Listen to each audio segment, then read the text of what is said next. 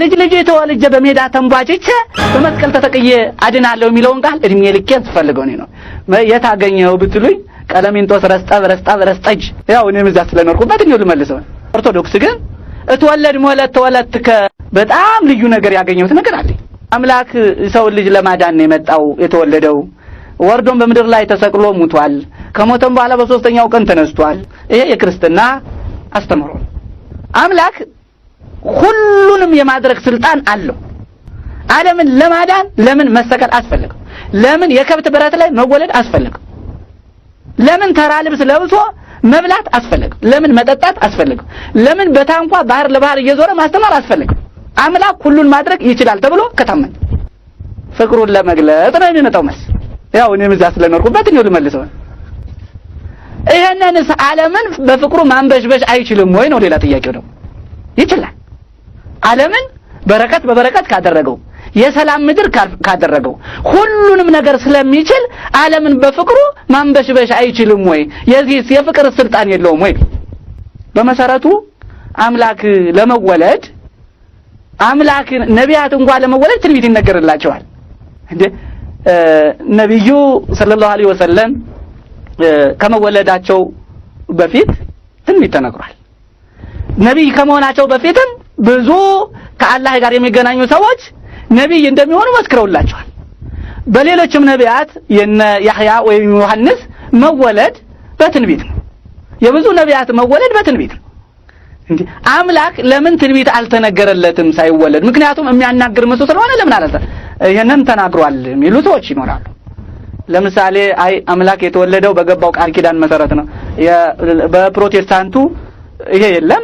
በኦርቶዶክስ ግን እትወለድ ተወለድከ አዳም እጸበለትን ከበላ በኋላ ይቅርታ ጠየቀ። ይቅርታ ሲጠይቅ መስዋዕት አድርጎ ከራሱ ደም አድምቶ ያንን በስንዴ ለውሶ ለመስዋዕት ቢያቀርብ አይ ይሄ ባንተ ደም ዓለም አይድንም፣ እኔ ራሴ ተወልጄ ከልጅ ተወልጄ በሜዳ ተንቧጭቼ በመስቀል ተሰቅዬ አድናለሁ ብሎ ቃል ኪዳን ገብቶለት ነበረ። ይሄንን ለመፈጸም ነው የመጣው ይሏቸዋል። የሚያዋጣ ቢሆን እኛ ማንንም አንቃወም፣ ማንንም አንተች። ስንናገርም እውነቱን እንናገራለን፣ አንዋሽም፣ አንቀጥፍም። ያለውን ነገር እኔ አስቀምጣለሁ። ግን ይሄ መጽሐፍ ቅዱስ ላይ ያለ ወይ ነው ጥያቄ። እንግዲህ ይሄ የክርስቶስ ወይም የአምላክ መወለድ መነሻ ከሆነ ከልጅ ተወልጄ አድናለሁ የሚለው ቃል የት ላይ ይገኛል?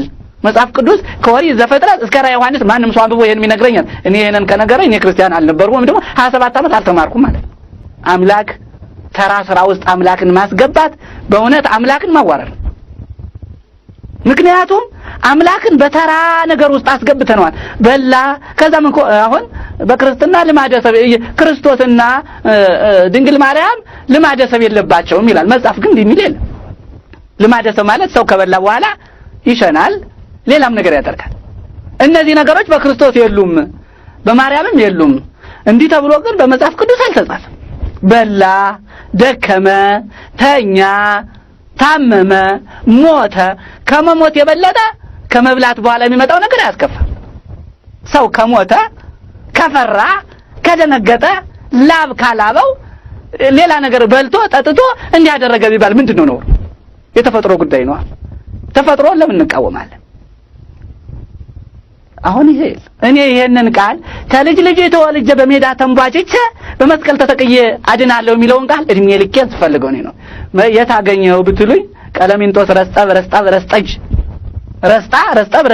አንደኛ ቀለሚንጦስ፣ ሁለተኛ ቀለሚንጦስ፣ ሶስተኛ ቀለሚንጦስ ይባላል። ቀለሚንጦስ የሚባለው መጽሐፍ ላይ ነው ያለ። ይሄ ደግሞ የቅዱስ ጴጥሮስ የሊቀ ሐዋርያት ማለት ነው፣ የጴጥሮስ ደቀ መዝሙር ነው ቀለሚንጦስ።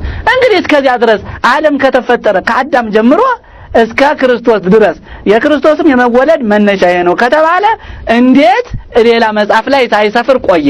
ውል ስለሆነ ውል ደግሞ በእያንዳንዱ ማስረጃ ላይ ይጠቀሳል። ምክንያቱም የመወለዱ ውል ይሄ ነው፣ ቃል ኪዳን ይሄ ስለገባ ነው፣ ይሄን ለመፈጸም ነው የመጣ ከተባለ ኦሪት ላይ ለምን ተረሳ? ወንጌል ላይ ለምን ተረሳ? እንግዲህ ይሄ ነው ጥያቄ። የጀነት ጉዳይ ወይም ጀነት በአላህ እጅ ያለችና በአላህ ቃል የምትወረስ በተግባር የምትያዝ እንጂ በአፍ ዝም ብሎ የሚያጨበጭቡላት ጉዳይ አይደለች።